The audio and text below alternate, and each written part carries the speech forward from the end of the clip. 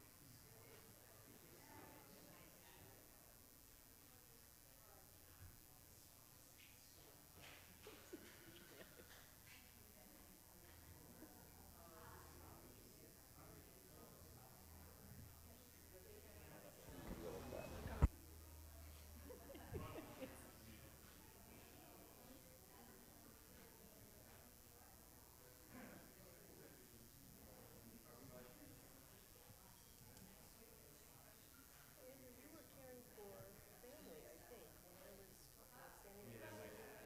Yeah, where is he? He's rolling along at 94, Kansas City. My dad's 94 next week. He's rolling along too in South Dakota. Yeah. Rolling along in italics. Right?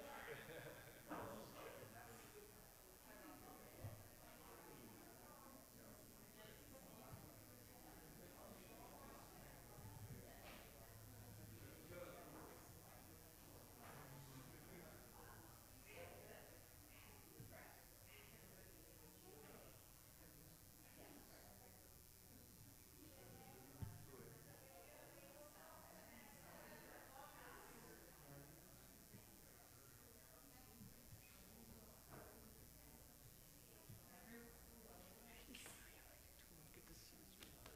You too, sweetie. Yeah. Great to see you. It's good to see you. Welcome to Hawaii.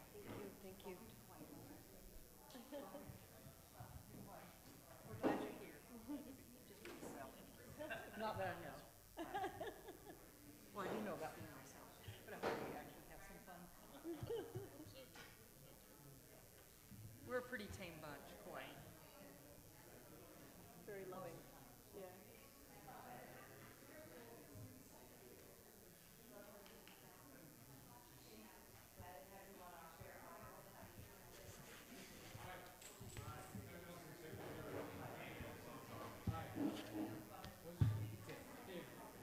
Hi, I'm Libby.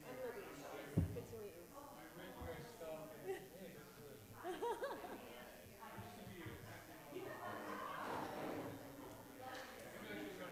you.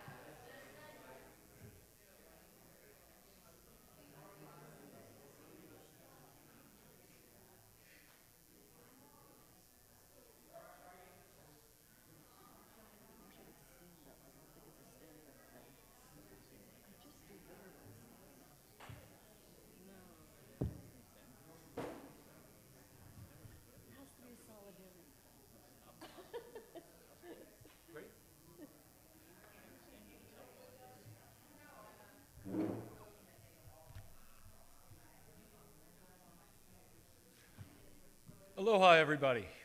Aloha. And good afternoon. Welcome to All Saints Church, Kapa'a, and the beautiful island of Kauai. I'm your moderator for this afternoon. My name is Andrew McMullen. I am the rector of St. Michael and All Angels. It's my privilege to be with you this afternoon. We have some housekeeping items to take care of, a few introductions, but before we do that, I'd invite Kaleave to come forward and open us in prayer.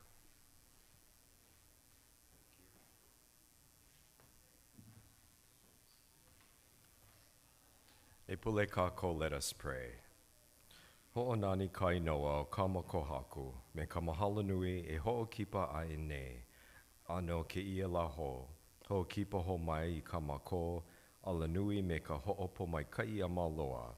Praise the name of our Lord. In your name, Lord and Savior, we give thanks to thee for this new day. Keep us in thy pathway with your blessings and for always. Amen.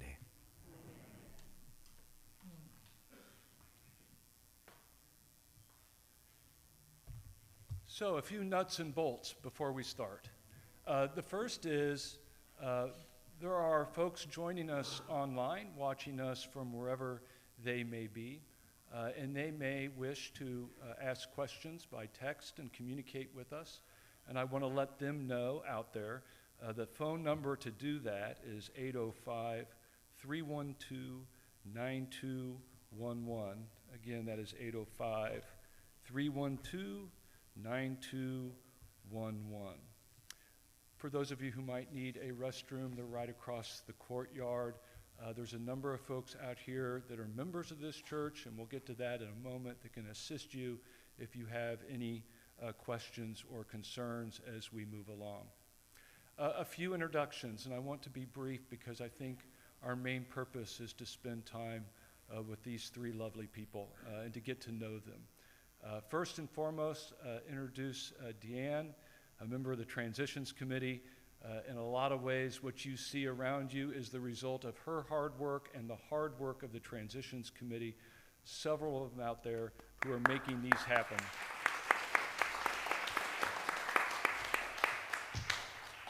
It's going to be a busy weekend, and in large part, it is a weekend that is made possible by many hours and a lot of hard work. So thank you, Deanne. Thank you to the Transitions Committee. We are hosted in this beautiful church, All Saints. And Stephen, would you like to stand up, quickly introduce yourself? My name is Stephen Whaley. I'm the priest in charge here at All Saints, and welcome everyone. Thank you for being here and looking forward to our ministry together. Thank you. Thank you for hosting us. A couple other clergy in charge are among us. Catherine Amy, would you please stand and introduce yourself?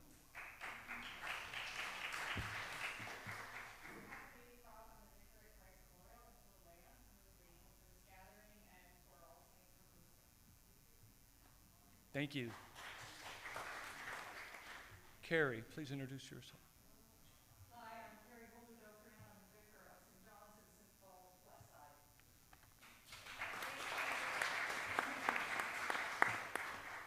So thank you. And I want to briefly, although you'll hear much more from them this afternoon, I want to briefly introduce the three candidates that are before us. The Reverend Timothy Yanni is the rector of St. John's the Baptist in Phoenix, Arizona. He previously served as the associate rector at All Saints Episcopal Church and Day School in Phoenix. He's here with his wife, Brandy. Tim, Brandy, welcome, welcome.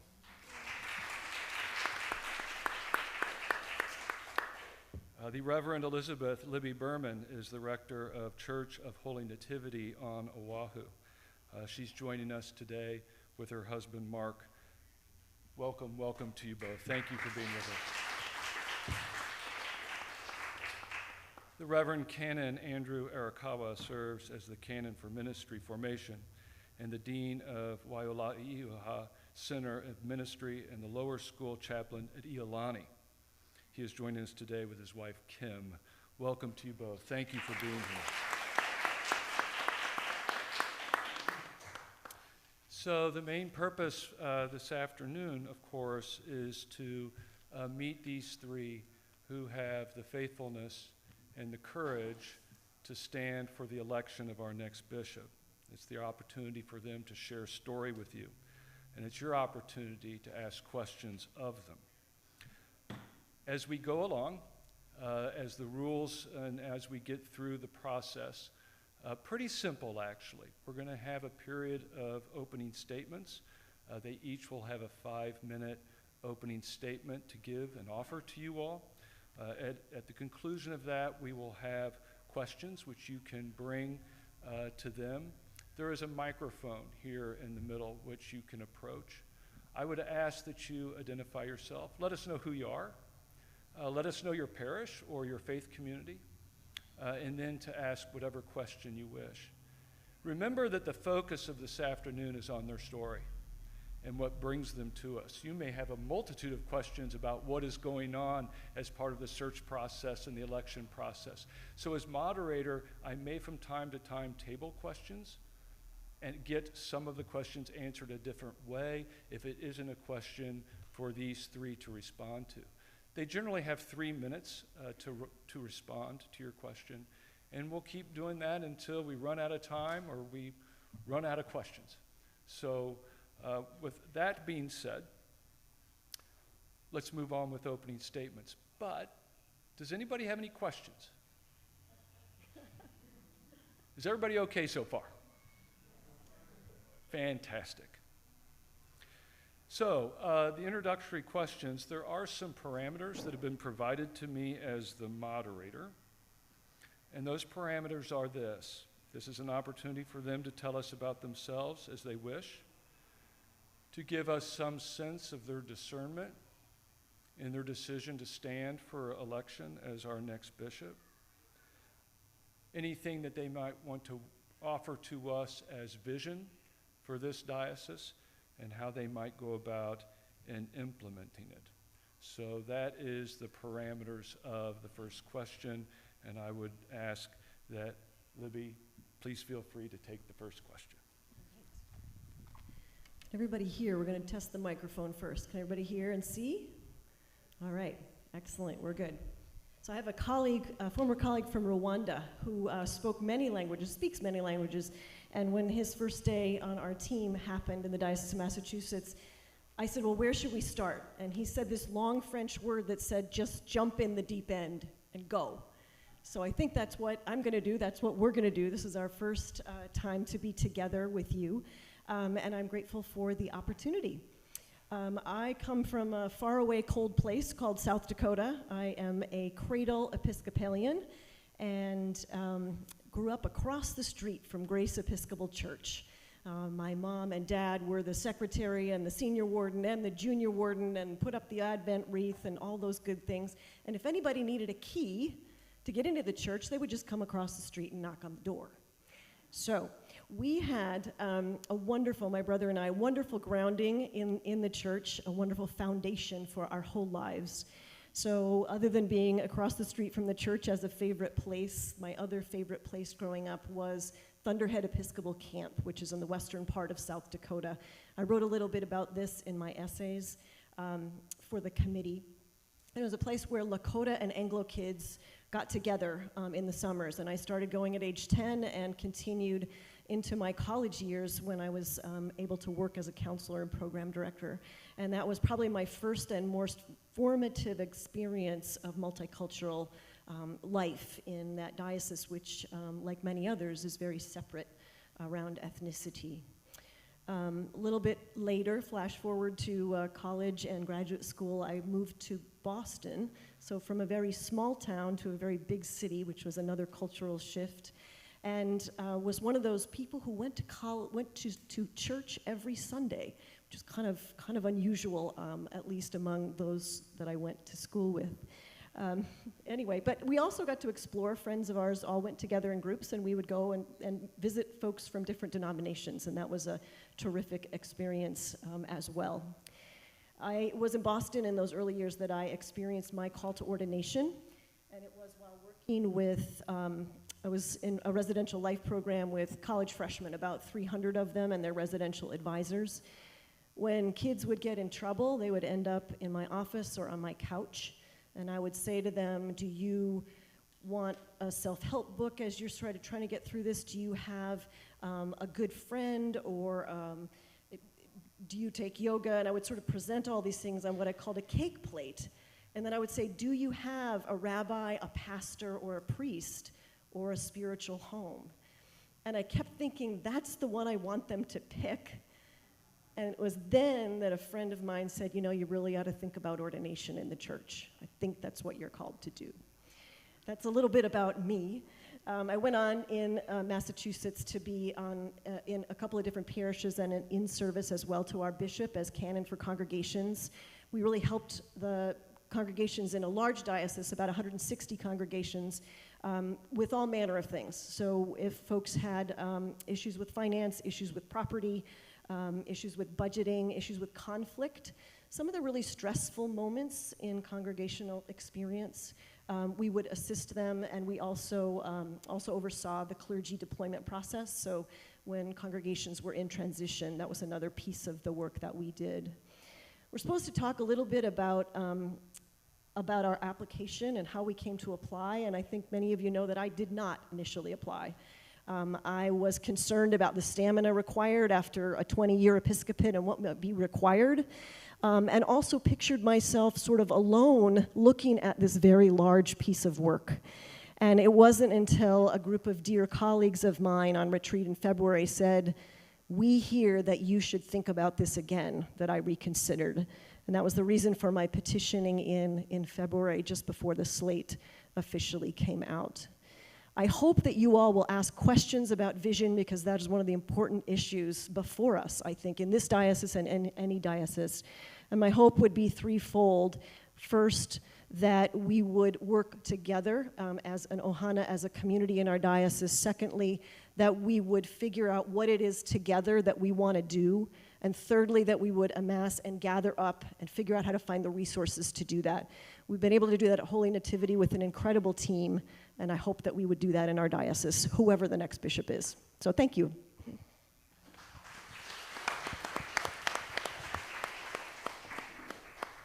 Thank you. Tim. Aloha.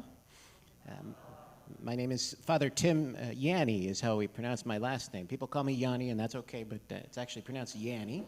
And I am the rector right now at a church in Phoenix called the Episcopal Church of St. John the Baptist. Prior to that, I have also served as an associate rector at All Saints in Phoenix, which is one of the largest parishes in the Diocese of Arizona. I also have served as a hospital chaplain for a number of years in Utah prior to our relocation to Arizona. And I attended seminary in Berkeley, California at the Church Divinity School of the Pacific. I also graduated with a master's degree in theology from the University of Notre Dame. So I bring some of those different areas of learning with me, and I consider myself a lifelong learner. I love the opportunity to learn for myself and with others and from others, and I look forward to all those interactions that we may have together today and potentially beyond about how we can do that. My faith life began when I was a child, and I attended a parochial school for my whole life, and I remember very clearly in first grade, Sister Raquel taught us about Matthew 25. I didn't know it was Matthew 25 at the time, but she taught us how you treat others is how you treat Jesus, and I've never forgotten that. And kind of shaped my ministry around that. Part of why I felt called to pursue hospital chaplaincy, and I also did an internship as a prison chaplain at San Quentin Prison in California. So I've been able to receive those stories from people in very challenging, very intense places and times, and it's been tremendously rewarding, right? People sometimes ask, well, how do you get involved in doing that, and what can I bring to those people who need to hear me? And the answer is, well, it's more what can I get from being with people who are in need of a pastoral presence. And it's been a tremendous honor to be able to receive people's stories in all of those unique situations. Lately I've been doing a digital ministry extending beyond the walls of our parish. And part of the reason for that is because I believe that the Episcopal Church has what is considered to be the best kept secret in Christianity. And I don't think it should be a secret. I think if people knew about what we believe as Episcopalians, if we can get the word out, we will have people who want to come and spend time with us, people who believe in that Matthew 25 gospel, that how we treat others is how we treat Jesus. And the reality is they just don't know about us. And so some of my vision includes spreading the word. Let's spoil that secret. Let's get the word out. And some of that has happened through that digital ministry. I get messages every single day from all over the world, people who say, thank you for showing me that there is a way to be Christian and follow Jesus, canon Jesus and not fanfic Jesus, because there's a difference there. A lot of people are skeptical about what they've been taught in their church communities. And we have a place in the Episcopal Church where we can welcome those questions, that wondering. And I think it's important to share the message, the good news, with as many people as we can in creative ways. And some of what I'd like to see happen is grace when there's mistakes and an opportunity to learn from mistakes instead of shaming. Trying things, and if it doesn't work, well, let's try something else. Let's learn from it, right? Let's raise up the ministers of the church. In the prayer book, our ministers are the laity listed first, and then our deacons and our priests and our bishops. Let's raise up and empower the laity to do the work that they are called to do by Jesus. And let's not be afraid to talk about Jesus and to use that name, Jesus, in all that we do. And I can acknowledge that I've seen the Diocese of Hawaii doing all of those things. I've never felt called to be a bishop previously, but when I read through the profile, it just sounded like this was something I needed to explore. It sounded like there was something there that was directed at me to explore. And so I felt very strongly about exploring it with you, and I'm honored and humbled to be able to do so. But it's a pleasure to be here, so thank you for welcoming me.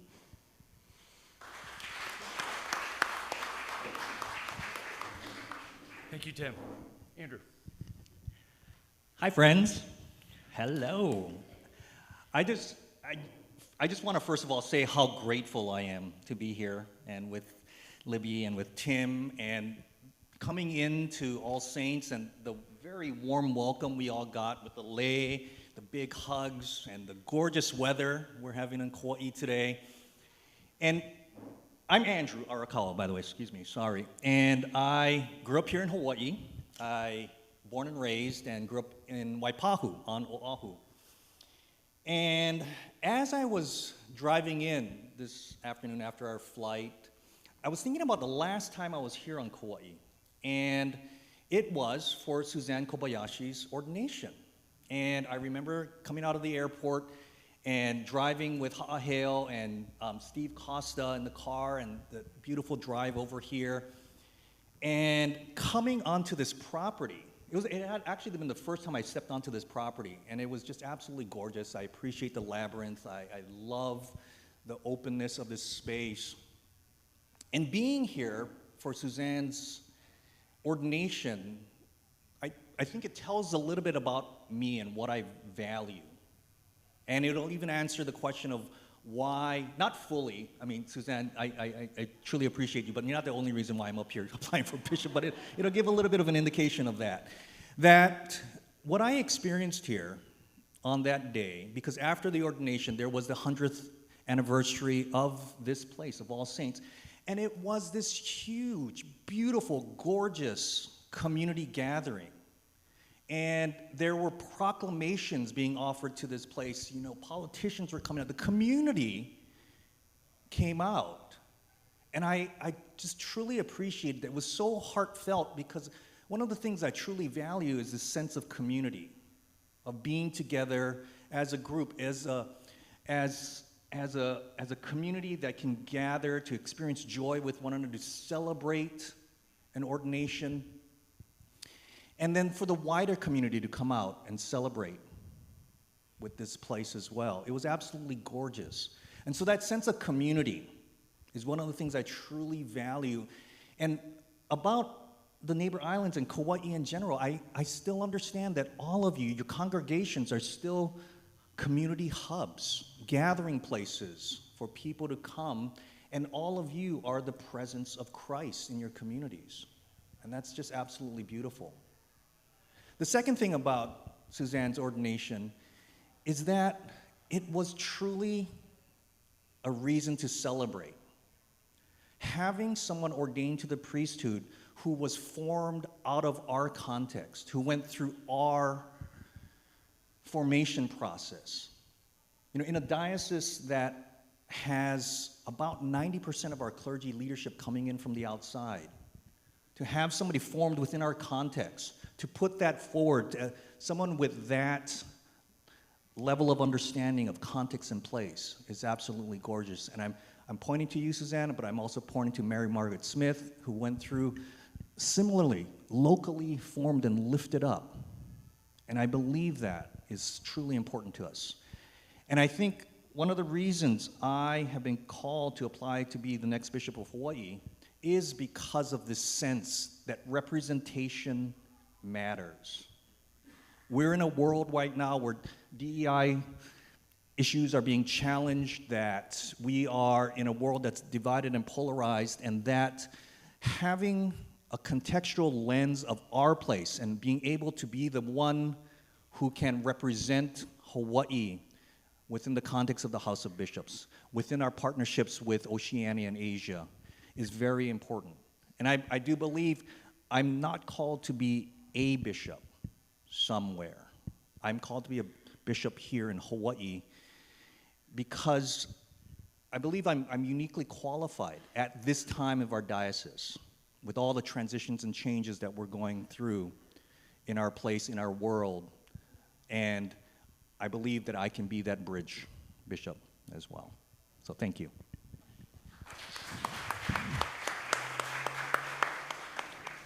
Thank you all. So now we move forward with your questions. Just some reminders.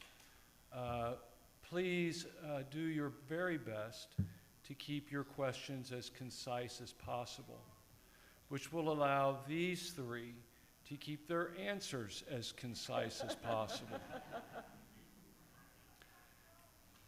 Also, be mindful of the rules of conduct. All of you who are attending this afternoon should have received the list of the code of conduct. I'm not going to go through the various aspects of that, but again, to be relevant, to ask questions that again ask for a certain measure of conciseness, and of course I trust all of us to be professional and respectful as we move along. Questions should be presented to all three of them. In other words, any question that's presented, all three will have an opportunity to answer, and each of them will have 3 minutes to do so. So with that, I would invite whoever would like to come forward and ask a question to do so.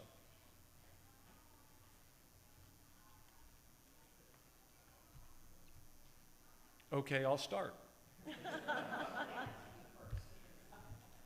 I want each of you to assume that unfortunately at midnight tonight, you are going to be called home to our Maker, which means that you have to select your final meal this evening.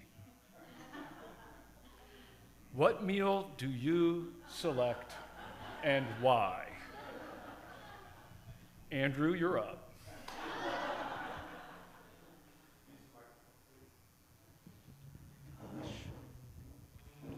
That's a very good question. Last meal. The first thing that occurs to me is that I really like Filipino food. I was just talking to Ralph Puahala last night at dinner. We had an icebreaker dinner, and that we got to go and experience not Filipino food, but we were talking about our love for Filipino food. And that might be on it. But I also really love Korean food, and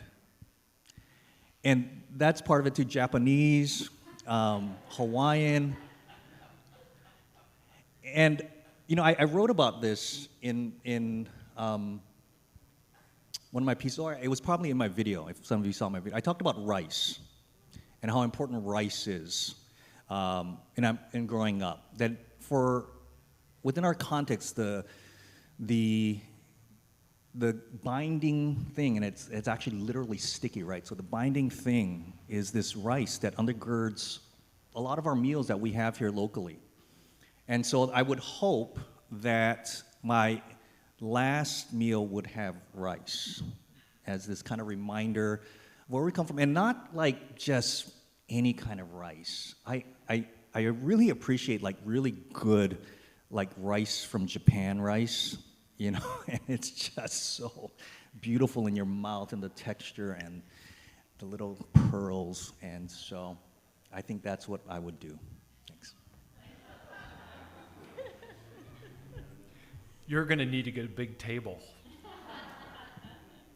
Tim. Well, this is contingent upon your scenario that you said, if tonight is it, right?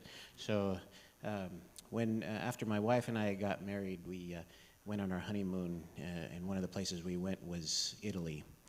And I was raised in an Italian-American family, so I've always had an affinity for Italian food, you know, pasta and pizza and things like that. But being in Italy and having the pasta and the pizza in Italy, sitting outside in the cafe, sitting with my new wife, and sharing family-style meals with plates that were far too large for either of us to finish, but we did it, and we did it, right? And knowing that calories and carbs don't matter anymore, I would want to engage in that kind of a meal because, well, for Italian Americans, like for many different cultures, food is part of how we share and express love for one another. And so a piece of that sharing of that meal is, of course, the company that we share it with. I see a fancy Italian dinner is kind of an example of the abundance of God, in that if I offer my wife a bite of something that I'm really enjoying, right? I'm sharing that with her at a potential cost to me, right? But I want her to have some of that, right? I want her to experience the goodness that I'm experiencing. And so there's a metaphor there about sharing the abundance of God, and I like to use that Italian food as a visual for that. And carbs don't count because it's game over, right? Thank you. Libby. So in my opening statement, I didn't mention my family, but when I thought about what a final meal would consist of, I thought of my family around the table that doesn't get to gather because of where we all live very often. So Mark and I live on Oahu. He often works out of Minneapolis. We do have one daughter, our older daughter, who's been a teacher both in public and private schools in Oahu. So she's nearby, but our younger daughter lives in London. So it's pretty rare these days, given our diversity of location, that we would get together. But when I thought about what I would eat, the first thing that came to my mind was who I would eat with. And so just a shout out to Samantha and Emily and to Mark, my dearest folks, my ohana, who are here whenever they can. Mostly we are here together at Christmas time. I kind of joke around about the fact that I don't get out much, which means at Holy Nativity, we have a shopping center right next to the church, and also a library and a Long's Drugs and a yoga studio and 2 restaurants and a place where you can get your dog's nails cut and a post office and just all kinds of stuff, and a McDonald's, the first McDonald's in Oahu. So we never have to go anywhere, and we don't get out much. But luckily, Foodland is in the shopping center, and our favorite thing to do as a family, especially when folks are coming from far away, is to get poke and rice, which I know Andrew spoke about, and it's just the totally best place, I think, to get poke, and so it's awesome that we don't have to go very far to do that. And I thought, okay, poke and rice, and I thought, okay, what else? What about dessert? I've got to pick something for dessert. Okay, I'm going to tell you that today is my birthday, which it is. And,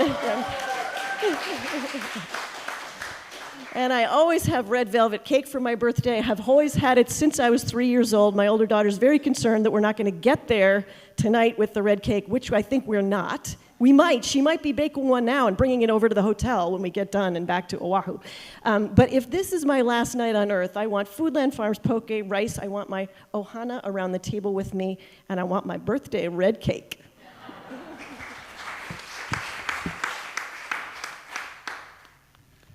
Thank you. So now, questions from you all. This is your opportunity, so I hope you will embrace it. We Just a do reminder, tell us have a question from our online attendees. Our first one that I'll read out for everyone is from Yvette Tampos at Holy Apostles Hilo. What is one thing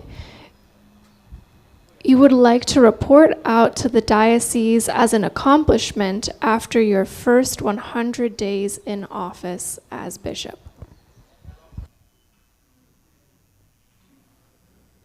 So, as I understand the question, assume you're 100 days in, and what would your vision be for an accomplishment that you might be able to report to the faithful in this diocese?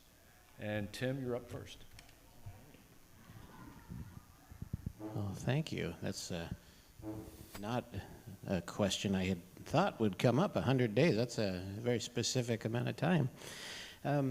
But you know, coming from the outside, coming from the continent, right, I have a lot to learn about being here on the islands.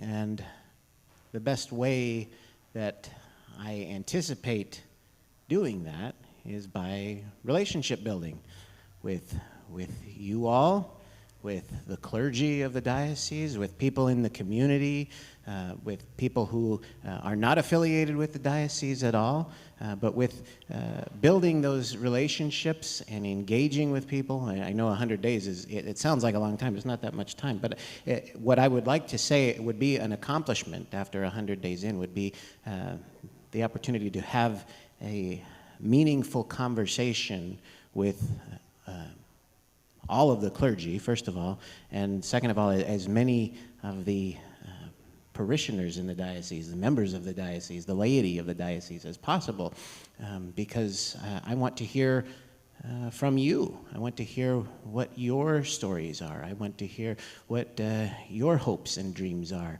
and what we can do together to continue to perpetuate the gospel and to share the good news of Jesus Christ on these islands and beyond. Thank you. Libby. As Tim says, 100 days is not long, but it's important to say lots of things at the beginning about what is most important in the diocese or in any ministry work. And I think that I would take a lesson in thinking about serving the diocese that is similar to what has happened to us at Holy Nativity and has been a real gift and a blessing. And what we really tried to do in the first 100 days, as was asked of us as leaders by our search committee and vestry, was to really try to help the four parts of Holy Nativity Church work together. The search committee said they were not working well together.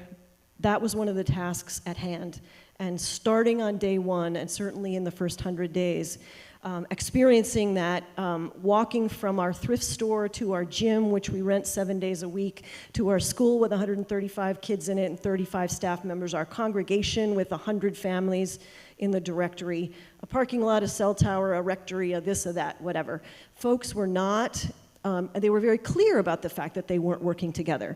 So my hope for our diocese would be similar, which is that in that first 100 days, we would be engaged together in the building of relationships, whether it's island groups working more closely together or the churches around the diocese working more closely together. Tim mentioned clergy. I think in the first 100 days want to have at least one gathering of clergy.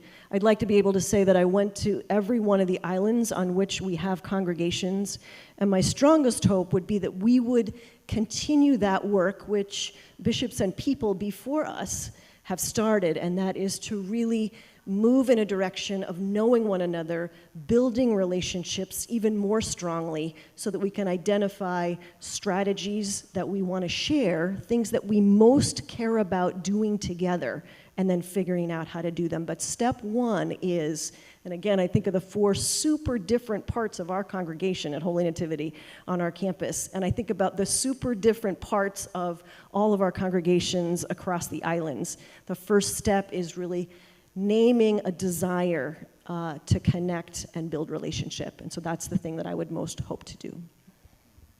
Thank you. Andrew. Thank you, Yvette, for this question. So, a lot of what I'm going to say is going to echo what's been said already about relationality, the importance of that, and that sense of being a pastoral presence, and having people feel comfortable enough to know that as bishop, I am an approachable person, that they can bring their full self to me, that after almost 20 years of steady leadership from Bishop Bob, the diocese is going through a major transition, and there's a tremendous amount of anxiety around that, and especially during these first few hundred days. And so if pastorally I can be a presence to folks, to have folks know, at the end of 100 days, if folks know that I'm someone that they can call, they can email me, that I will be there in presence for them, clergy, laity, congregations. You know, I think about the kind of example, for example, that Bishop Akiyama of Oregon set. You know, I have these Zoom calls with her, and one day I saw her, she was in a different place, and I said, "Where are you?" And she's in Oregon. She said, "Oh, I'm in San Francisco." I said, "Oh, what are you doing there?" And she said, "Oh, one of my curates was having a hard time, and so I flew down." I flew down, she said, to be with that person. And I hope I would prioritize that kind of presence for folks in our diocese in the first 100 days. Thank you. Sir, you had a question, and I'm sorry you were interrupted. Please tell us who you are and your parish. My name is Brant Schlots Beach. I am with the Christ Memorial in Kilauea, North Shore here. And my question is, in this diocese there are many small congregations. These congregations are made up of aging membership.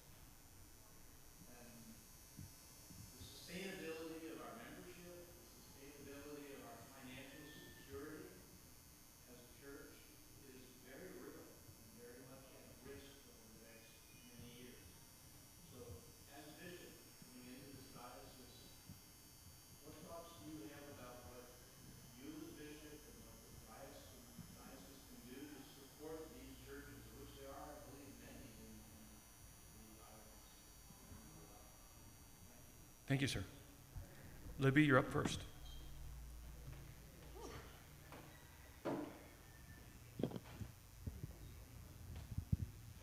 So I have a dear colleague at Holy Nativity named Jen Latham. She's our associate rector, and she is our chaplain at Holy Nativity School part-time as well.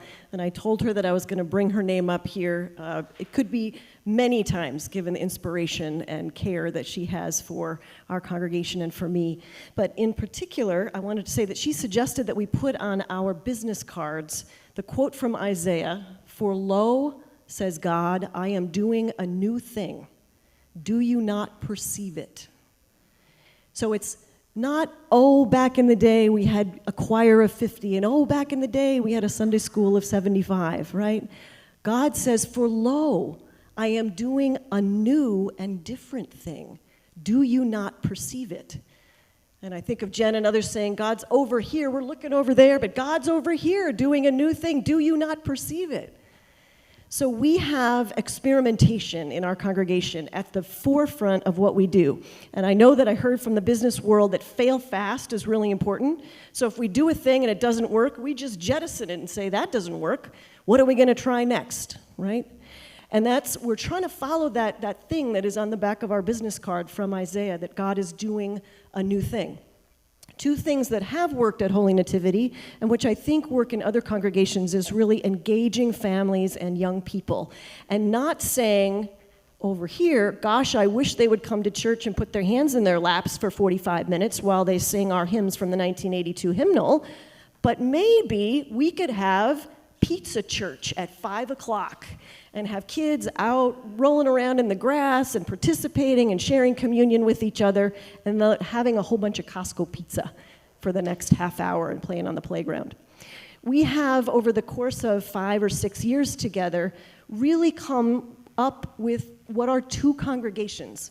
We have a first and third traditional congregation where we have our choir, and we have folks who've been in the congregation for 60 or 70 years.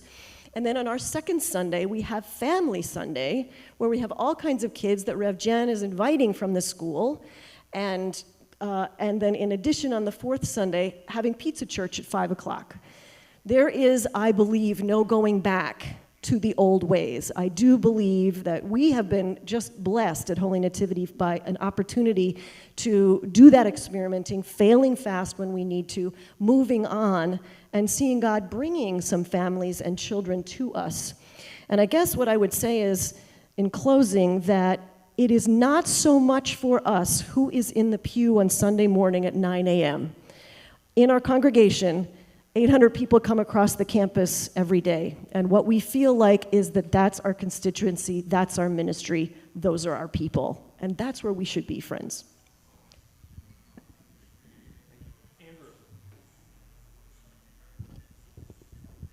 Thank you, Andrew.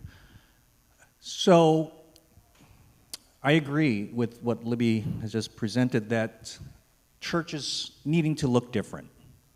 And so it's this interesting place with our Anglican identity, right? We're the via media. How do you hold on to tradition, walk that middle way alongside innovation and thinking about how church will be something new and something different?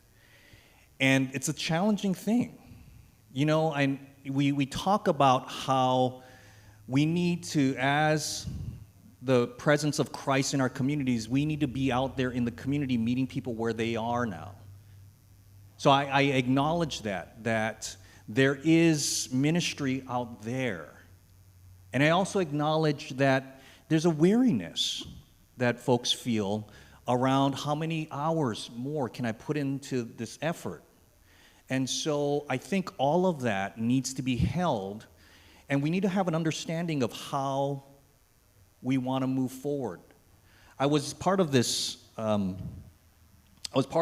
group for this Preaching Congregations Initiative on the advisory board, and one of my colleagues, Jazzy Bostock, who's a priest out on Oahu, said something very wise when we were thinking about preaching, and I think it applies here. And it's this idea of a congregational exegesis, understanding our congregations and what are the gifts that are embedded in there. What's the wisdom that already lives there? And so if we can have that kind of contextual study of our places and understand what kind of asset-based development programs we can live, then we can begin to live out of a sense of abundance, that there are gifts within our community that we could bring forward, and God is calling us, like Libby was saying, into something new. And I also feel on a systemic level, I would explore the idea of having an institutional advancement officer in the bishop's office, someone with expertise around grants and funding ways, and this person could also have expertise around property management to come up with ways that we can reutilize our properties to bring about more of God's presence into our communities. And so that would be something that I would love to explore, as far as, because I gotta tell you, there is a lot of grant money out there to support what we're doing and initiatives that are exciting for us to take on.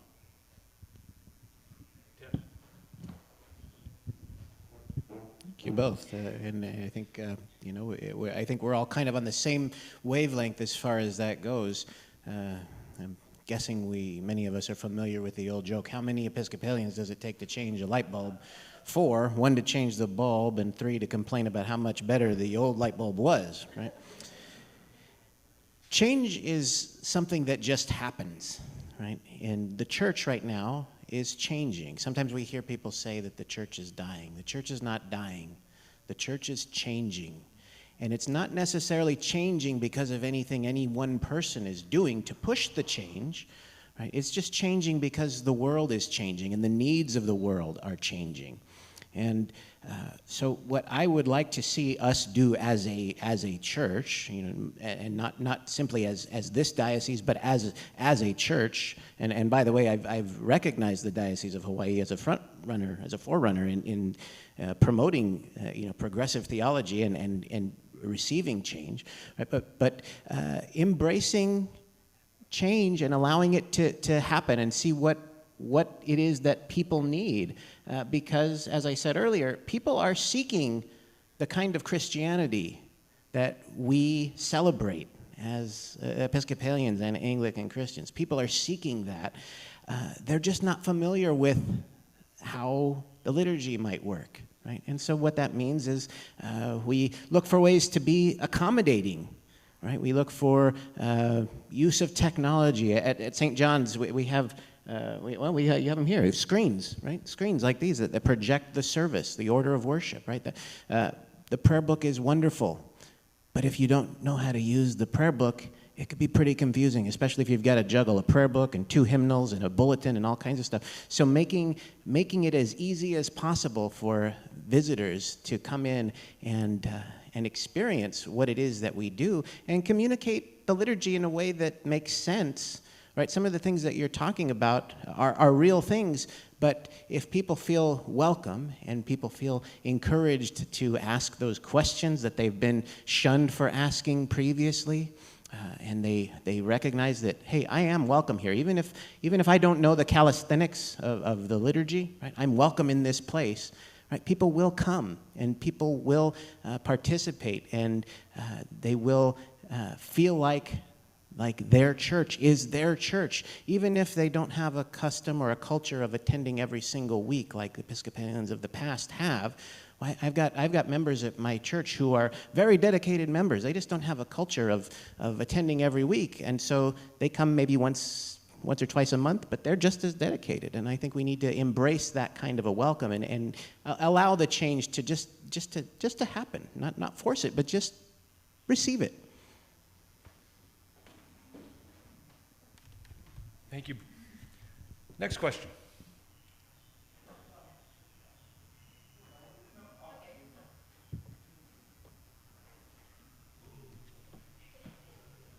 I know who you are, but you can tell us who you are. St. Michael's. I'm also used to live on Guam, so of course my question pertains to Guam and Saipan. What comes to your mind when you think of Guam and Saipan? Thank you. Andrew, you're up first. Thank you for that question about Guam and Saipan.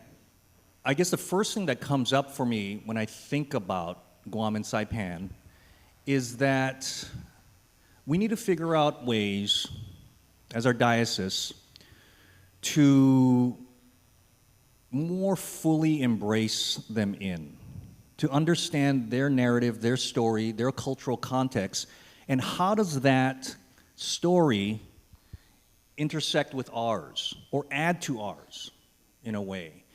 And that, because of the geographic distance and the time zone difference, there's a potential that they will continually feel like an outpost, whereas they are the Diocese of Hawaii. And so learning to know their stories, understand what is going on in Guam. So the idea of possibly in our e-chronicle having a Guam section, what's going on in Guam, or whatever kind of catchy title we could come up with on that. So that would connect us.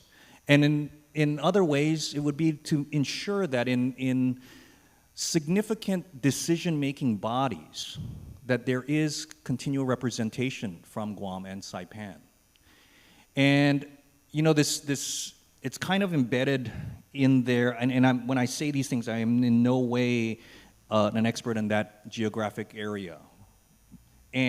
But their colonial history, their status as a territory, automatically sets them at this distance of maybe possibly feeling like a sense of belonging, right?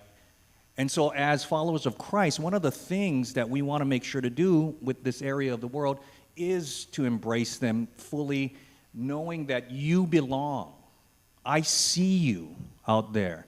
That the geographic distance isn't about miles, but reframing that to be actually we're connected by the ocean. The Moana Nui Akea, right? That's a connecting point. That's just a reframing of how we think about our brothers and sisters in Guam. Thank you, Tim. Well, thank you. You know, when I think of Guam, I think of a place that has seen some troubled history, and a lot of that is caused, quite frankly, by people who look a whole lot like me. Right? Guam has been colonized just as these islands have been colonized, and there are different contingencies on the islands. You know, for instance, military presence. My uncle was stationed in Guam as an Air Force pilot during Vietnam. Right? So there is a military presence there, obviously, and then there also are people who have had ancestors living there for generations. And I think that's important to receive people's stories wherever they are on that spectrum, right? And to validate their concerns, their frustrations, their fears, their hopes, their joys, to validate all of those. And having come from two large geographic dioceses, but large geographic diocese of Utah, which you don't think of Utah and you think of Episcopalians. That's just not, probably not the first word that comes to your mind.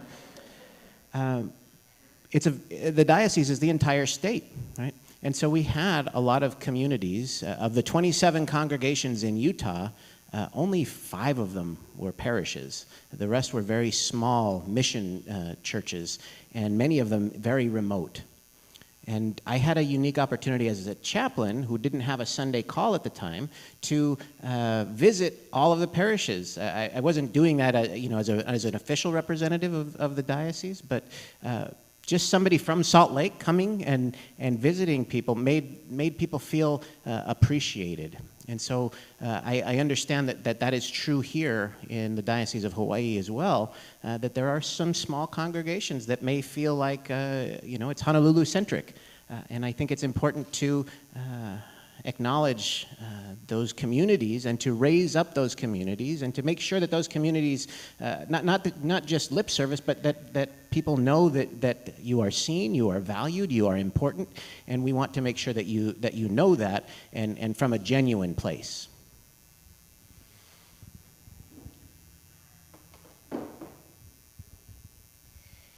These days, this week and last week, the first thing I think about when I think about Guam and Saipan are the typhoon that has decimated lots of the property there. I wrote to Irene, who's our canon over there in Guam, and said, I hope that, I know that in Hawaii, I think I heard of 1 lost life over the last 3 major storms that we've had, and I said that's 1 too many, but it is many more than, far fewer than what we might have had. And I said to Irene, I hope that's the case there too, that the loss of life is very small, even understanding that the loss of property and the financial issues are huge.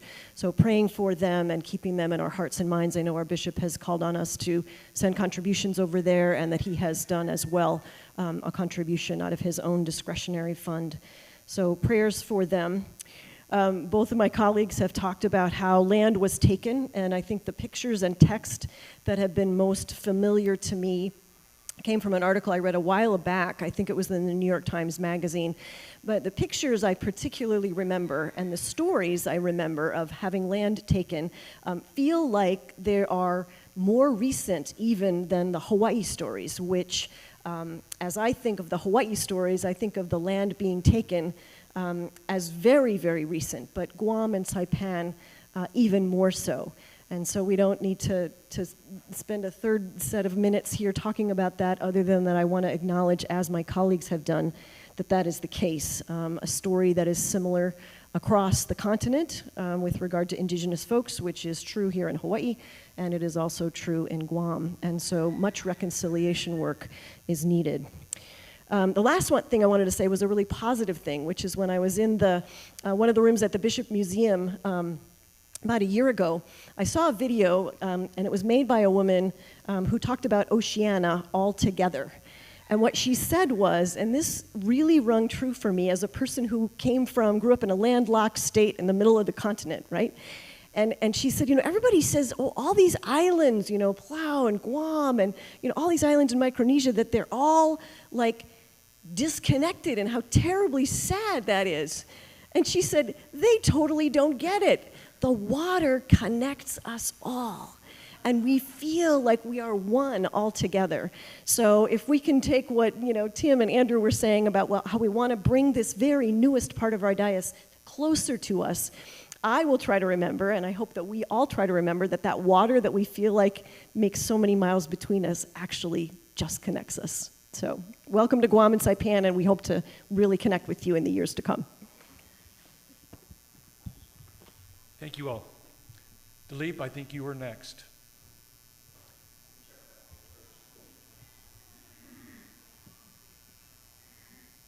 Mic test? Okay. Test.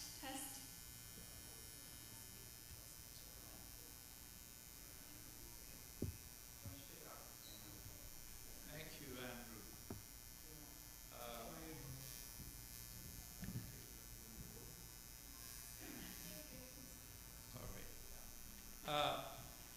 Thank you, Andrew. Already I'm getting rambling, so I wrote down my question. You're in a safe place, Dilip. Let it rip. So, this is a segue from the sublime, what is practically the mundane. And that's the problem I have with, so I was absolutely delighted, absolutely ecstatic over question 2 that the selection committee chose to present to the 3, and again I should have begun by saying this truly eminent, well-qualified troika honors us by its presence in our beloved All Saints Church. So thank you for coming, and thank you for applying. The question to Davis, it's not mine, was what are your vision and strategies for moving the diocese towards the church of the future, considering current financial, structural, and cultural realities facing our people, congregations, and dioceses? This was very wisely the segue question from the spiritual to the pragmatic. Major realities. And I was not as harsh, although he was accurate. To hear our visitor when he said the Episcopal Church is the best kept secret. He's right. We have Episcopalians have declining revenues, plummeting church attendance, rapidly aging membership and leadership, and a non-existent aggressive youth recruitment strategy. Bluntly put, the evangelical and extremist denominations on Kauai are eating our and the Catholic Church's lunch, and refilling the rooms burned. I was truly saddened. I read every one of your responses 3 times through. I was saddened that only one candidate even bothered to address any of this, let alone answer it completely. So my question specifically, Andrew, is if you don't even bother to talk the talk, how are you ever going to walk the walk? Please try question 2 again, please. Would you reread question 2 directly to them? Thank you. What are your vision and strategies for moving the diocese toward the church of the future, considering current financial, structural, and cultural realities facing our people, congregations, and dioceses? And I believe you said that very well in your opening question. Thank you. First up is Tim. Well, thank you. Yeah. So all of those are real concerns. All of the changes that are leading to some of these difficulties, the financial difficulties, the attendance difficulties, a lot of these concerns are, in my view, simply a matter of communicating, making sure that people have an opportunity to receive the information that is available to them. And I have seen for myself a lot of recovering evangelical Christians who are seeking a different way, right? And so part of how I've been able to reach that segment, and including young people who are in their 20s and their 30s and their 40s, has been through using social media and making social media content, especially in the form of mostly playful videos. And what these videos do is they kind of make the church appear human, because of course it is human, right? But not everybody has that idea, that understanding that the church is a human organization, that clergy can be silly, that clergy can be playful. You know, we don't have to take ourselves seriously all the time. And so that's one avenue that I've explored, and I've had quite a lot of success in spreading that message with a lot of people. And then the result of that is I've seen at St. John's, for instance, new communities are forming from people who have joined us because of those kinds of implementations. I like to quote my favorite theologian, the Little Mermaid, Ariel, who's saying, "I want to be where the people are." Right? Well, the people are on social media, and so that's kind of where I got this idea to do this. But I think reaching out to people and sharing the message and making sure that people know who we are, what we believe, that we take our baptismal promises seriously, that we respect human dignity, that we are a welcoming and affirming community for people of all genders and all sexual orientations and people of all races and cultures. This is the body of Christ, and the body of Christ is comprised of all of us. And so we need to get that message out. And so it's not a matter of not having the message. It's a matter of making sure people receive the message.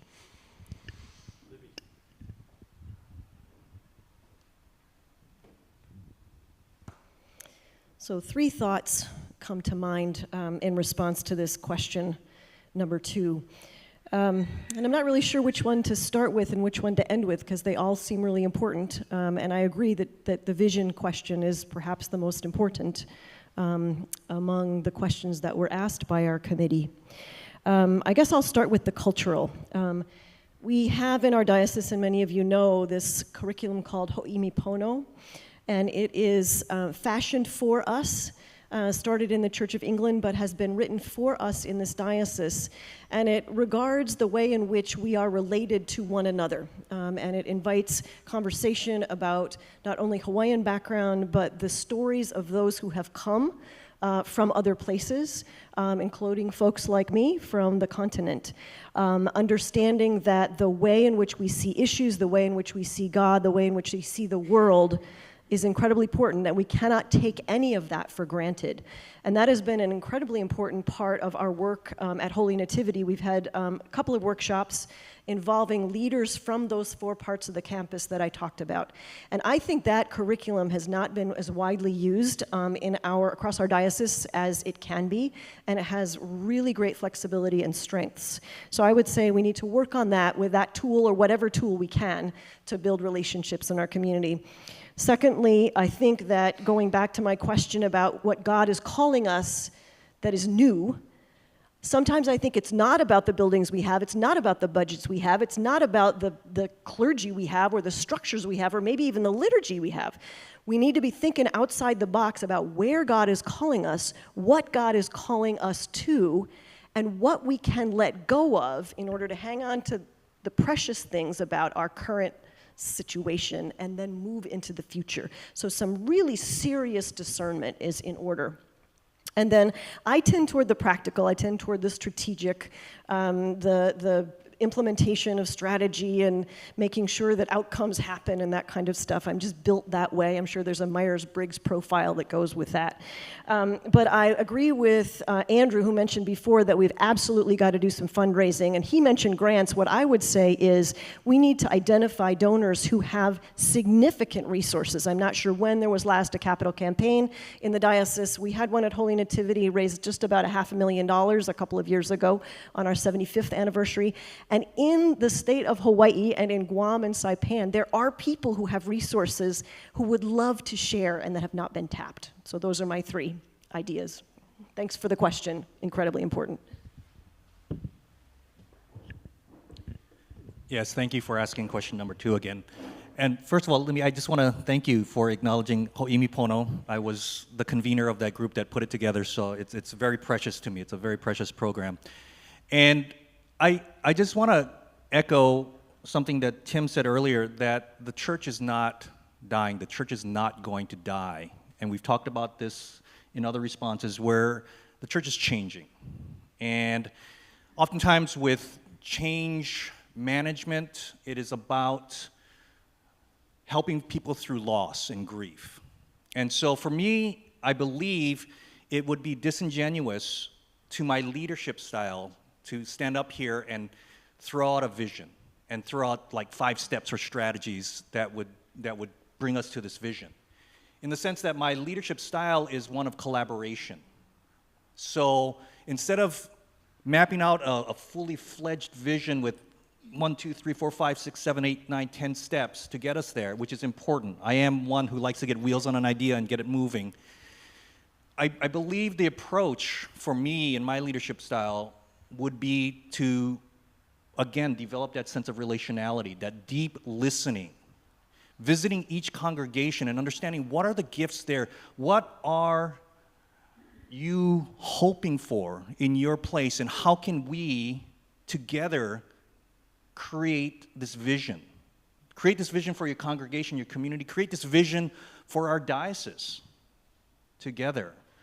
And I think this kind of co-created vision and getting people to buy into that is the way we need to approach this whole sense of this time that we're going in, where, we have this incredible church, and there's so many good things going on of how to do church in a different way. There's mutual ministry initiatives going on. There are things coming out of the lifelong learning department at Virginia Theological Seminary around Tri-Tank. And it's exciting. And what Tim pointed out a little earlier about communication is people don't know that these cool things are happening in our church. So how do we get it out there? How do we get this different programs or different things or different lenses on how we do things? How do we get it out there so people can get excited about where we're going as a denomination and as a community, as followers of Christ? Thank you. Alofa, you have the next question from Beyond. Yes, so we have a question from Carolyn at All Saints. As bishop, how will you incorporate the history of inequities against Native Hawaiians, such as the illegal overthrow of the Hawaiian Kingdom, along with the rich Hawaiian culture, into your worship and administrative decisions? Thank you. Andrew, you're up first. Thank you for that question, Carolyn. And this is a question that's very close to my heart. And as I stand here before you and I speak on Kanaka Iwi issues, I just want to put it out there that I am from an Asian settler family, and so I don't come to this question as a Kanaka Iwi person.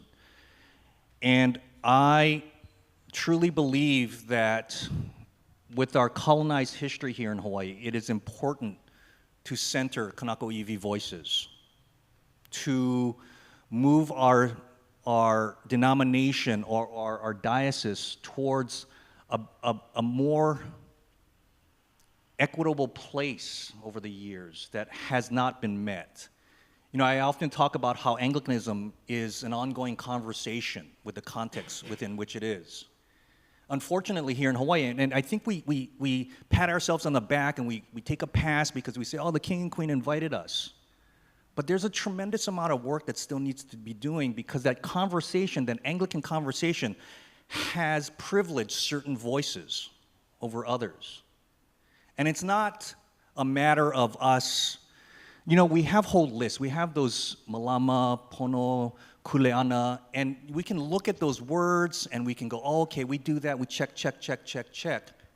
But in conversations with Kanaka Iwi clergy and leadership, it's a deeper sense about things than that. It's actually taking on a Kanaka Iwi worldview and moving forward in that way, with honor and respect, that we're introducing Olelo Hawaii into our liturgies, but consulting with the appropriate practitioners and nakumu who can guide us in offering, so that we're not appropriating a culture that has for so long been marginalized, even though we say, oh yes, the king and queen invited us. That's true, and we have that heritage, and it's a beautiful heritage, but there is more that we can do. Thanks.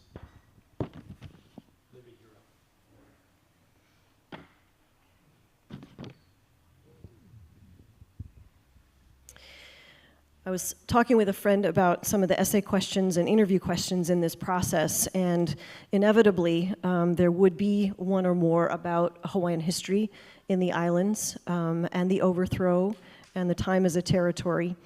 And this friend said to me, you know, that is one set of stories, and it's really important to include the stories of others who have come. So we have the Hawaiians who have come from long time ago, and we do land acknowledgement for them and to honor that history. But we also, as Andrew just mentioned, have waves of immigrants from other places, many of whom also struggled when they got here for a variety of reasons, struggled to get their footing, struggled to get education and economic balance.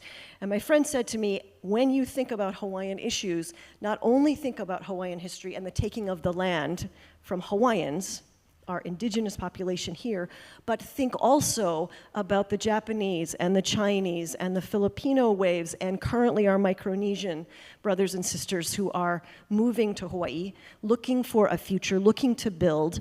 What are their stories, and what is our story altogether? And my hope is, because we have these folks in our congregations. We have Tongan and Samoan folks in our congregation and in our Methodist Friends congregation down the road. It is important to be aware of and hear all of the stories and how they work together. That's that Ho'imipono curriculum, again, that both Andrew and I were talking about earlier, is really a wonderful way to manage that. The second part of the question was about engaging worship and administration. Administration is an easier one for me to think about because, again, I'm built that way. I've mentioned in one of the essays that I wrote that we need to devote resources, and I'm thinking particularly about clergy development, and I'm thinking about recruitment of clergy and education of clergy, who is in the ordination process, and also who is on our staff, and what are their voices on our staff. So administratively, it's pretty easy, I think, to think of ways in which we can empower folks from those various backgrounds who make up a part of our community and do not have a large enough voice. And the last thing I want to do is share about worship, which is, again, I do not come from here. I come from the continent, and I'm very careful to try not to misappropriate culture. And so it took me 4 years to chant an Oli, and was mentioned, Ha'eo Gwanson was mentioned, of blessed memory. And after about 4 years of talking with her about this and asking her permission, she was like, can you just chant the Oli for goodness sakes? And so I went back to my church and I did. But so important to balance what's okay, to ask permission, and to know that the reason why we're doing something if it's in another person's culture.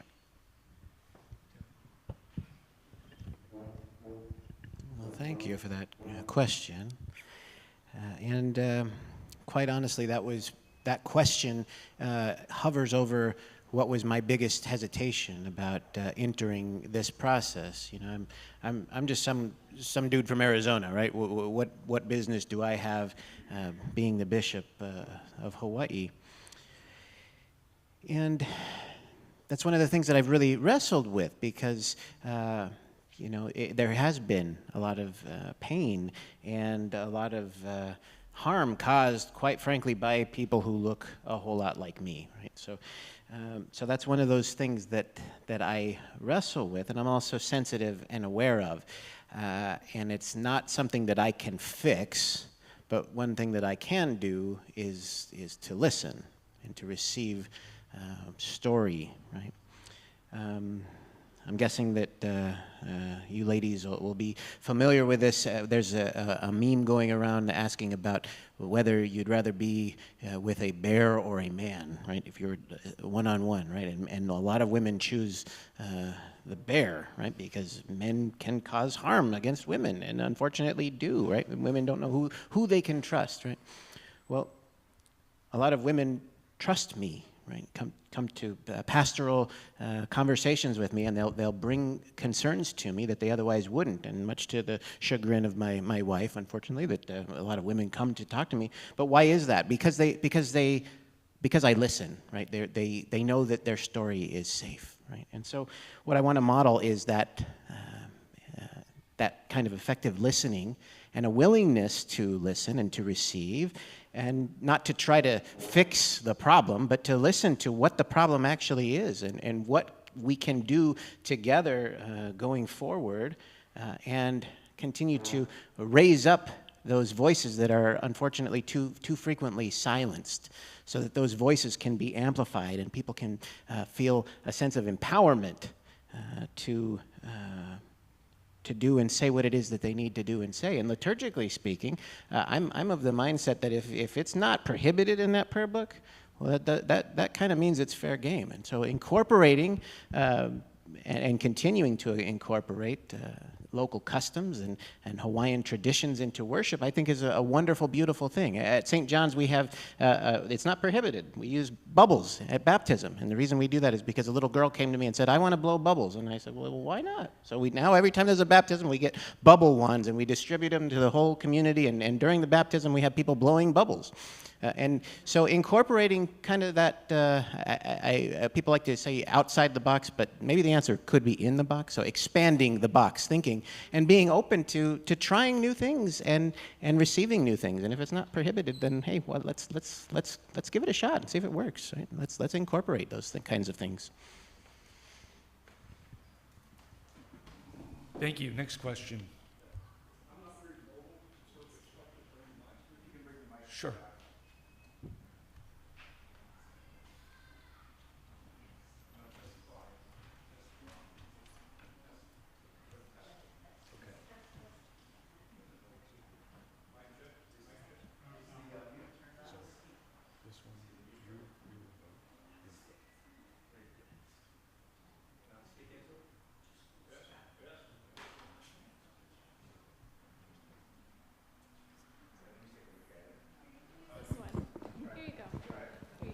Is this better? Oh, yeah, here we go.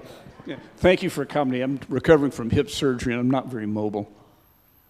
I'd like for the candidates to talk about their thoughts regarding regional or island-based ministry as opposed to congregational or parish-based ministry. Thank you. Thank you. Bill Skelton, St. Michael and All Angels. Libby, you're up.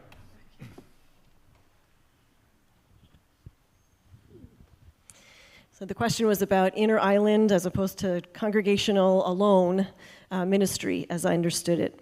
And the story that comes to mind is just a story of Holy Week this past spring, or a couple of weeks ago, really. In East Honolulu, we have a set of ecumenical partners that's worked together for 5 years. Kilohana Methodist, Wesley Kahala Methodist, the ELCA, Lutheran Church Calvary by the Sea, and the UCC Church in Hawaii Kai. So we're all within about 8 miles of each other. And over the last 5 years, we have developed not only sort of a support group among our clergy, where we sort of share news, we share events in our congregation, we share public advocacy kinds of things. There's some land use issues in Hawaii Kai on the east side that several of us would want to support our brothers and sisters in, and so that poster just went around yesterday. And then we also share some liturgy. So every year at Thanksgiving, we have a joint Thanksgiving service with those 5 congregations, and we have a full church wherever we are. Not everybody wants to come to a Thanksgiving service on the Tuesday before the holiday, but enough people from 5 congregations do, and it feels fabulous, and we always have a choir, and we always have lots of good preachers, lay and clergy. And so I would say from the point of view of being one of those clergy folks, I am grateful for those colleagues, those ecumenical colleagues, and also thrilled that we can be stronger together, be more of us together, and do some cool stuff that we couldn't do on our own. We also share Holy Week services, so we're usually together 4 times a year, a couple of times just to talk story and to be together and check out, the latest drink at Starbucks, usually early in the morning before we go off to our offices. But the other 2 times are to plan Thanksgiving or to plan the kinds of things that we might be doing together during Holy Week. And I have loved that. It starts small, it starts shy, not sure where to put your foot or what to say or whether people would really want to go to coffee.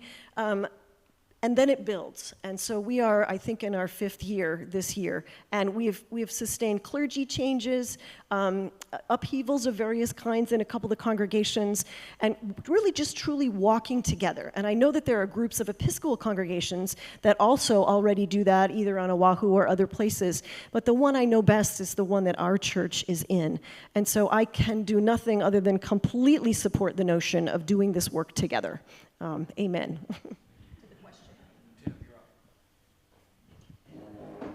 Thank you for that question. So really what we're talking about is a matter of presence, right? And a willingness to be present in multiple ways, and also navigating some of those challenges, right? Because of things like resources and things like travel budgets and things like that. It's not a particularly long flight. We just did the flight together from Honolulu here, and it's only about less than half an hour, right? It's not a long flight. It doesn't take a lot of time, but it costs resources. It costs money.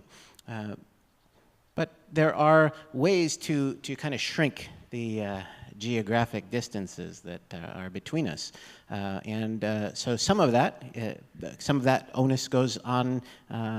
If I happen to be selected to be your bishop, then that onus falls on me to be the one who is willing to make that effort to extend a presence to the other islands other than just Oahu, right? And also to use the technology that we have available to us. I know that things like Zoom are not ideal, right? But they can help us to shrink the geographic distance between us. And there are opportunities for digital evangelism, digital classes, digital lessons, digital interactions with each other that we're all probably using anyhow, well, let's incorporate those into our community together as a diocese, and let's use those opportunities to build relationship with each other, to share our needs, and I assure you that there's probably a lot more that we have in common, right, between different communities than there are things that are different, and we can share ideas. Remember the old adage that says if I have an apple and you have an apple and we swap apples, then we each still have one apple. But if I have an idea and you have an idea and we swap ideas, well, now we both got two ideas, right? So building on that and using innovative ways to communicate, and also a willingness on my part to come and be present, because a big piece of the episcopate is a ministry of presence and visibility. Thank you. The power. Is it? Yeah. I didn't mean to cut you off, Andrew. That's okay, Andrew. Thank you for this question. And I'm a little bit of a broken record when I keep going relationship. But it's so vital for what we are about to enter into as a denomination, as a community, as a world, if we wanted to expand it that far out. We talked a lot today about change that's happening with the church, the concerns over infrastructure, the concerns over aging congregations. And the way we're going to make through to do this is through relationship. And like Libby said, it is be stronger together. And so regional ministries are part of this.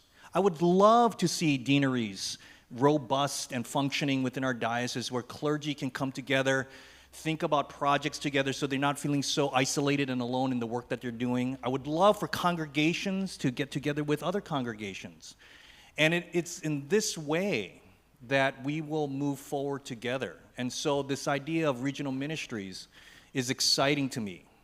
Right? And part of this process, people start coming up to you, hey, if you're elected bishop, what do you think about how you're going to staff your office and and those kind of questions are not necessarily helpful, right? You want to just focus in on being here at All Saints today.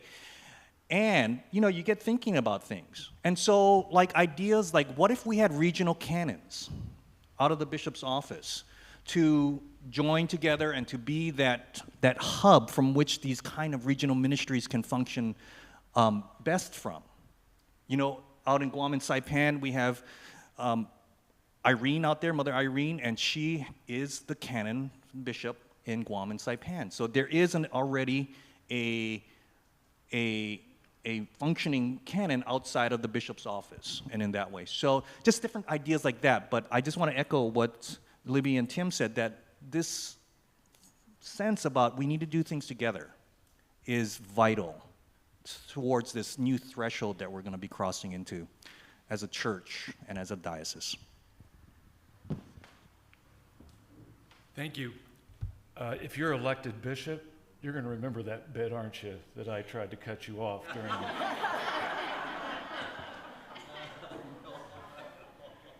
I'm going to ask you to be seated, sir. Unfortunately, we're down to one last question, and it is online. The powers that be are cutting me off. See? I don't have a question, okay? I have a comment. Please, the moderator recognizes you. What's your comment? Okay, thank you. First of all, thank you very much, the three of you coming up and sharing with us. I've been Episcopalian for over 50 years. I was born Roman Catholic, and my first experience was in Vietnam.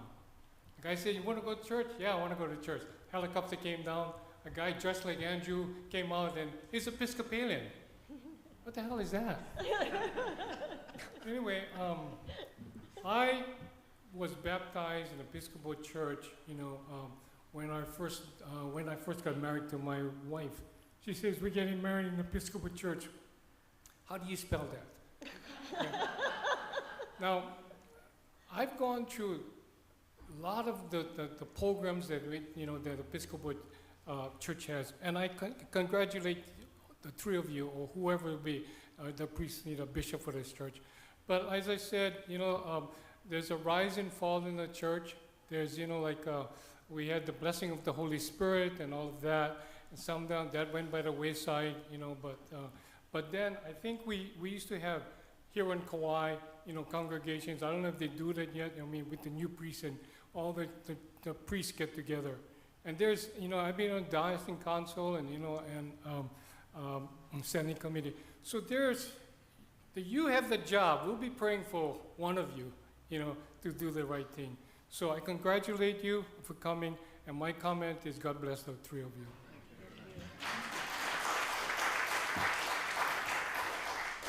Thank you. I do apologize. I know there are other questions out there, but we have some time constraints. These folks are going to be busy in the next 2, 3, 4 days.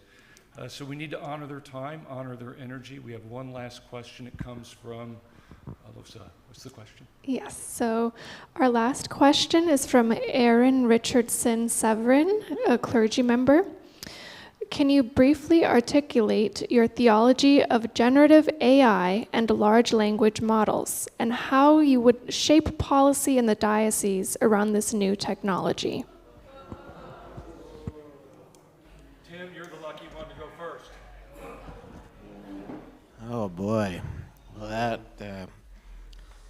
that's a timely topic, and I think, like probably is true for many of you, it's so new. It's so new that we don't really know what it can do or what it will do or even what it should do. And I can tell you that I have concerns about AI, and particularly those concerns revolve around consumption of resources. The data centers used to power the AI generators. It takes tons of fresh water, right, from communities that need that water. And living in the desert where I live, we don't have a whole lot of water, right? Utah and Colorado didn't get a lot of snow this year. So when they don't get snow, we don't get water, right? So if we're misappropriating our resources, well, that's a problem. So I have that problem with it. I also have the problem with it that it can tend to take away from humans doing the tasks. Art and things like that, art and writing. I happen to be a writer myself, and so when I see some AI material come through, and it's like, well, what about writers? What about people who this is our passion, and we do this kind of thing, and it as a form of expression or communication, right? So the brief, there was a part that was said brief in there, and I know I've been going on, but the brief part is, I think it's a reality. I don't think it's not going anywhere. We're not going to eliminate AI, and so the brief portion is to study it and to continue to make decisions based on what we believe as Christians, as followers of Jesus, as outlined in our baptismal covenant. How do we mesh those two things, knowing that covenant was written, 50 years ago, before AI was even, a possibility, right? How do we reconcile those things? And I think it's a much larger conversation than has been had at this point, but certainly something to be aware of, and all of those concerns that I mentioned. Thank you. Thanks, Aaron, for this question. It's, again, a timely question, and it's one that I think we as a faith community are in just the most perfect place to be with all of this technology coming out. It is happening fast. As Tim was saying, it is moving so fast. In the educational world, we are often told, you're preparing your kids, and you don't even know what the world's going to look like in 5 years. So how are you preparing your kids to meet that world? It's not even that. AI is moving so fast that we don't even know what the world's going to look like in a year. And so what that offers is us as a faith community to really, because we have the positionality to address this, that we are in the business of understanding what it means to be a human being. What does it mean to be formed in the image of God, our imago Dei? And we can bring that out into the world. All of this, my son's a Gen Z kiddo and a young adult, but now he and his generation are longing for a more analog world. The digital world's just moving too fast. And we are in a place where we can meet that. You know, if you think about a funeral happening in a place, a person could go on AI, type into Claude and say, hey, come up with a liturgy for me and prayers and da-da-da-da-da, and boom, it would come out. But at that moment in a person's life, when the mystery of all that is staring at them, that threshold between this life and the next, they want another human being. And that's what we are as a community.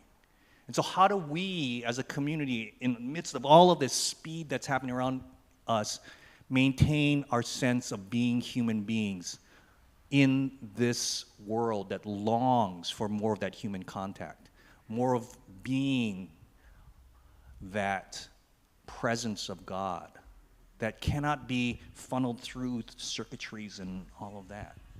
And so I think that it offers us a beautiful opportunity. We talk about getting more people in. This is it. We're the human place that people can come in away from all that digital vastness. So I think that's exciting for us.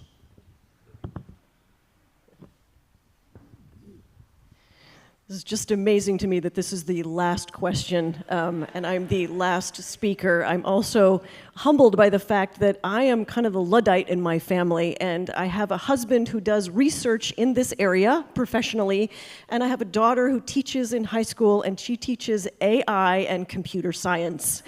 So I wish I could channel them. I wish I could grab my husband and have him come up here and help me answer this question, but lo, I cannot. However, if I were elected bishop, I would have lots of help answering this question. I'm like, now how do you share when you do the Zoom thing again?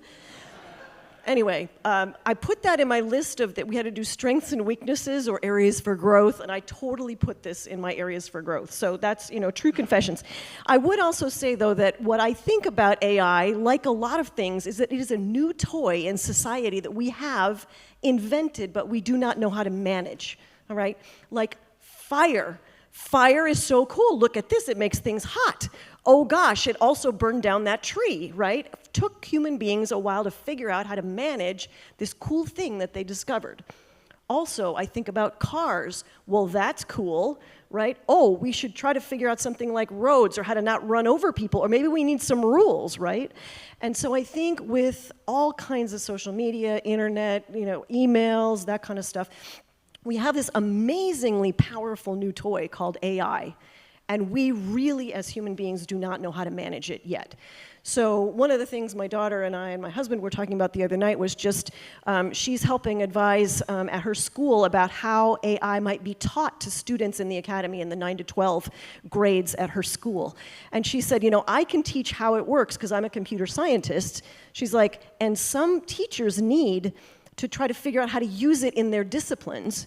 And I said to myself, well, what I need is, to not be scared, right? To not be scared of AI, but to be, able to experiment, to ask questions, to try to kind of get in there.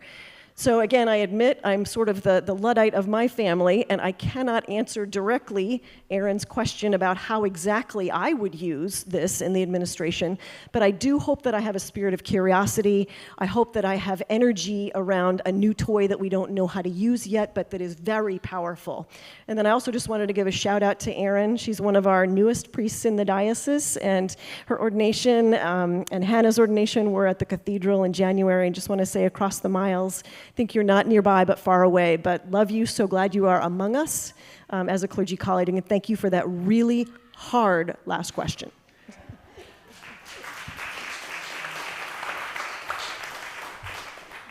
So that brings us to the end of question and answer for this session.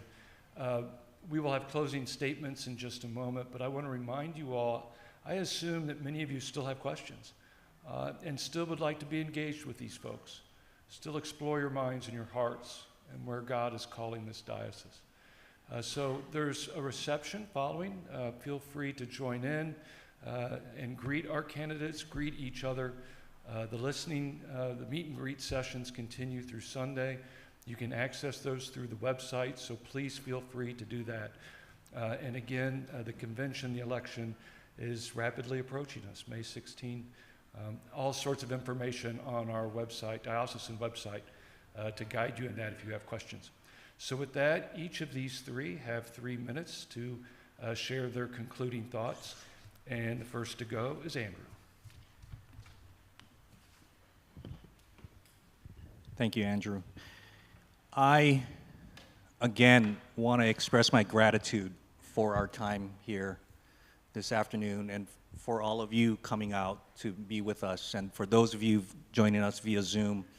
There's so much to be grateful for. And one of the things is that I'm very grateful that throughout this whole process, it's been framed as a discernment process. And that is a beautiful thing that we can do together as a diocese. And it's also been framed as what we're having here is a holy conversation. So I appreciate that as well. I appreciate that as I was sitting here, I was looking up at that stained glass window and Jesus was looking down upon us. And it's this comforting presence.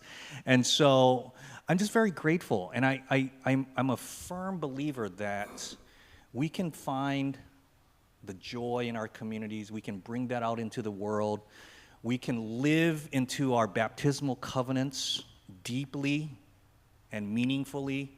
I believe in the priesthood of all baptized, so honoring of all 4 orders in our life. And I do believe that as we move into this next phase of our diocese, having a robust sense of our 4 orders and moving together as a community, maybe even flattening some hierarchies that have kept us stuck in certain ways, that would be something very promising for us. So that's the laity, that's deacons bridging us out into the world so that we can go meet people where they are and not necessarily expect them to come within our walls. Priests to walk alongside folks and not necessarily feel like they have to lead everything.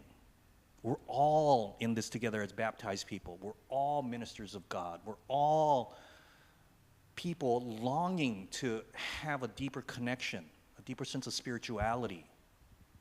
And I think we can do that together. And I'm excited for our diocese. I really am. So thank you again. Libby.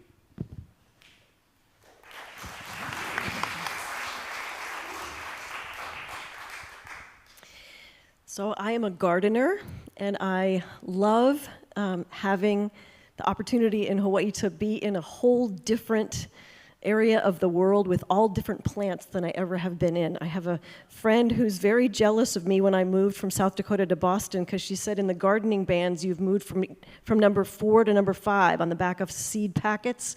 They have, you plant in March if you're really far south, and then in April, and then in May. And in South Dakota, you barely plant at all because it's going to snow soon.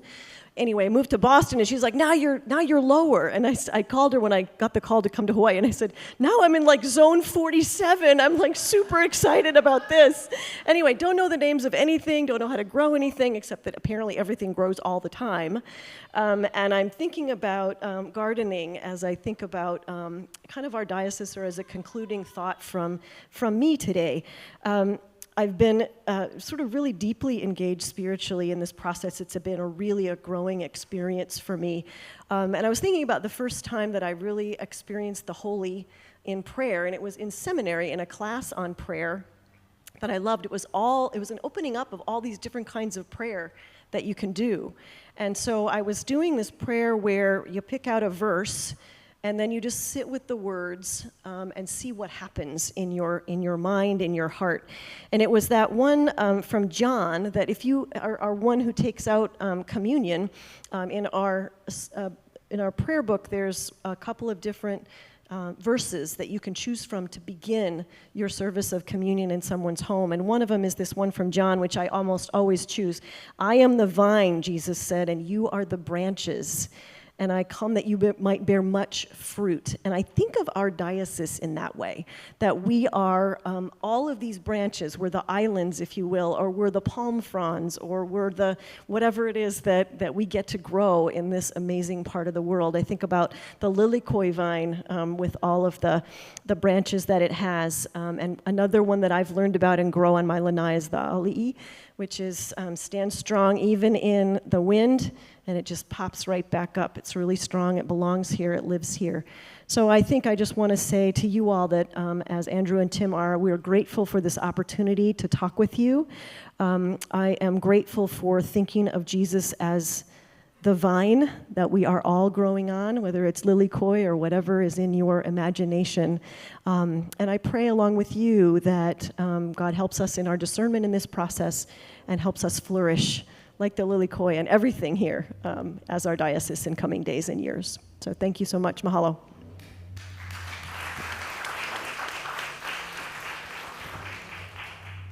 Thank you both. And the emotion that I want to express is gratitude. When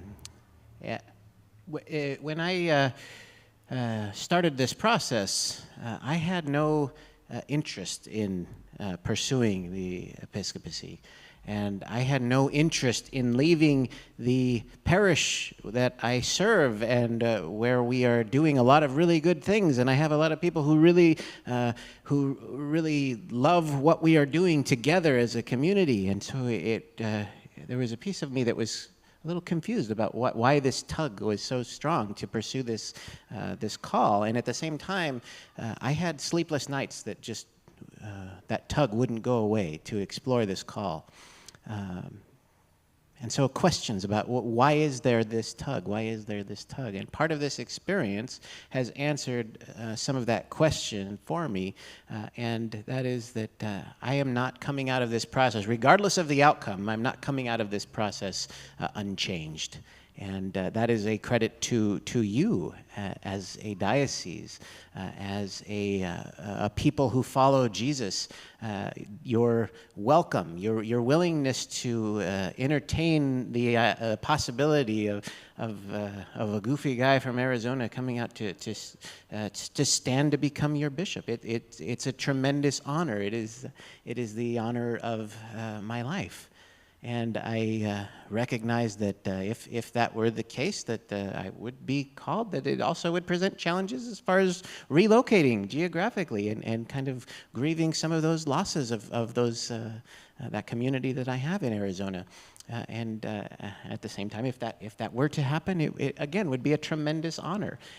But mostly, I just want to extend that gratitude to you and to your diocese and to my colleagues here and to the entire search committee, because this is a healthy diocese that is doing great things and is going to continue to do great things. And so I'm hopeful that you are proud of yourselves for all of the good work that you do in setting that example for the rest of the Episcopal Church, because we all need to pay attention to what's going on here in Hawaii, because you're doing a lot of wonderful things. And I express my gratitude and thank you and aloha.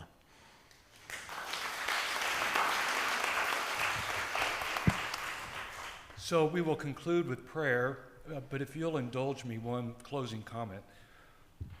It takes a great deal of faith, and it takes a great deal of hope. It takes a great deal of willingness to be open and to be vulnerable, to be a seeker. It takes a great deal of courage to stand for election of a bishop. And I hope you will join me in showing my gratitude to these three servants in Christ for standing for election as our next bishop. Thank you.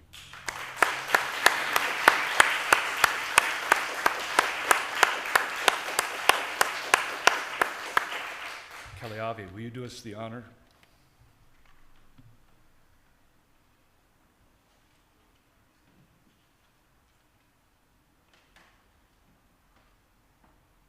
Epulekako, let us pray. E ho'omaikai mākou me ka mahalo no ke ia ho'oku'u ana, ho'i mākou I ka makohale.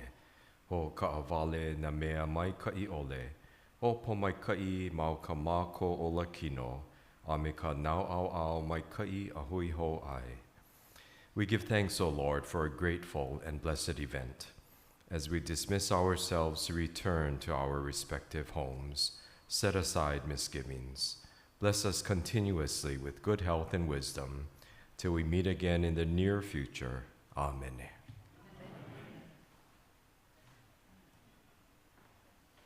please enjoy the reception. Aloha. Okay, everybody, just one thing, let's let the candidates and their spouses go first because they have to leave in about 30 minutes. So it would be nice if they got some food before they had to go. So we're gonna take the stuff out and let them go first. Thank you.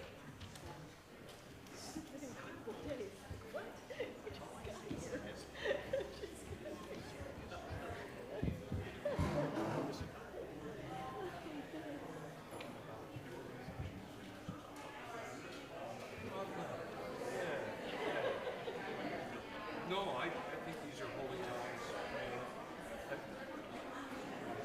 I know, but it's absolutely worth it. It's absolutely worth it. Yeah. That's how you guys are doing. You are. Believe me, you are.